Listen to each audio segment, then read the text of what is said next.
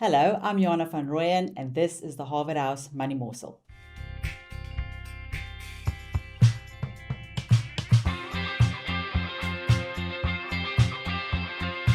Welcome back. Thank you for joining us. Don't forget to like, subscribe, and click the bell so that you can get a notification for when we release our new videos. With me in the studio is Nick Rogers. Welcome, Nick. Thank you, Jana. So, Nick, you've recently looked at the investment case for Process. For our viewers that aren't familiar with Process, maybe you can give them a brief description and how it plays into China. Yeah, no problem, Jana. I think if we go back to 2001, Naspers CEO, Koos Becker, it's a media company, National Paris, national newspaper. So it's the old national paper from way back. Went to China looking for investment, and as they were leaving the airport, a young man ran up to them and asked for an investment into a company called Tencent. So they thought about it and eventually invested $32 million. That has now become the biggest tech company in China, and it's one of the most successful venture capital stories out there. So Naspers is the biggest company in South Africa by market cap, and it obviously is mainly held with shares in Tencent. What happened though is that the structure of Naspers became so weighted by Tencent that the JSE weighting became 25%. So if you were invested in the share as a fund manager, you had to sell down your stake to keep in your sort of 10% limits or wherever you had that. So the weighting became a problem, and so Naspers to try and get around this problem formed Process. And Process, the company that we're talking about, is listed in Amsterdam and South Africa, but it's listed in Amsterdam to capture international investors who couldn't have big weightings in emerging markets like South Africa.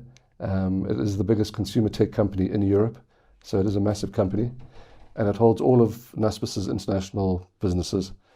Tencent is 77% of the net asset value, and Process retains a stake of 23% in Tencent. So it's a big part of the company, and obviously that's the China relation. So Process and Tencent's share performance has been was almost down by 25% this year, where the US tech stocks like Nvidia has outperformed. What has caused this divergence? Yes, I mean last year we had Process and Naspers both sort of passing 1,200 rand a share. And they've both plummeted to just over 700 rand a share, so it's been a big drop. And because of the Tencent holding, Tencent is the main reason why it's dropped. Tencent in China has fallen 25%, as you said. What's happened, very similar to America, AI has become the massive theme. And we first started off with all the big companies like Tencent and Microsoft and Google, all those companies as the hyperscalers. All the money flowed into the hyperscalers because they could then roll out massive AI. And then because they have to spend so much money, massive capex is required to get your AI investments going. The money then flowed towards the chip companies and the data centers who see the cash first. So the FANGs, as everyone will remember, Facebook, Amazon, Apple, and the rest, Netflix and the rest, has now become Mangoes. So these are acronyms that are used by global investors. And Mangoes is Meta, which is Facebook. Anthropic, it's Nvidia. OpenAI, which is all the ChatGPT. SpaceX is the S. So all these acronyms are where the money has flowed to. And so Tencent isn't doing anything wrong, neither is Process. But global investors have just shifted money towards the recipients of the cash. So we believe that at these levels, there's a massive discount to Tencent and the Naspers holding, and we believe that as Tencent recovers and moves back into investors sort of crosshairs, Process will get those flows, and Naspers obviously follows with that. So we believe right now is a good time to get involved or add to positions. So one of Process companies that they hold is iFood, which is one of Latin America's biggest food delivery platform. Yeah. How does food play into Process's tech investment strategy? Yeah, that's a great question, because it doesn't make sense when you read it straight up face value. But what everyone's trying to do now is to capture wallet share globally. And how do you do that? You go to an industry where you've got the highest frequency of touch points, which means a human being needs to eat 3 times a day, but they only need to buy a jersey or clothes once a month.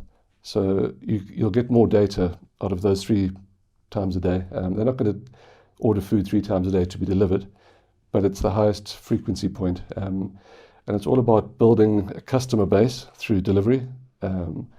Once you've got loyalty with the customer, you can then cross-sell your products. So there's a massive opportunity to invest in food delivery, which they've done. So iFood it's in Brazil and South America. Brazil's the biggest market, and they've got a 70% share of the market there. That obviously costs a lot of money to roll out, and there's a huge amount of competition. But the value of the food market in South America is, I think it's $8 billion. That's the sort of potential. But what you can do is when you cross-sell, 10 times the food market is available in terms of cross-selling.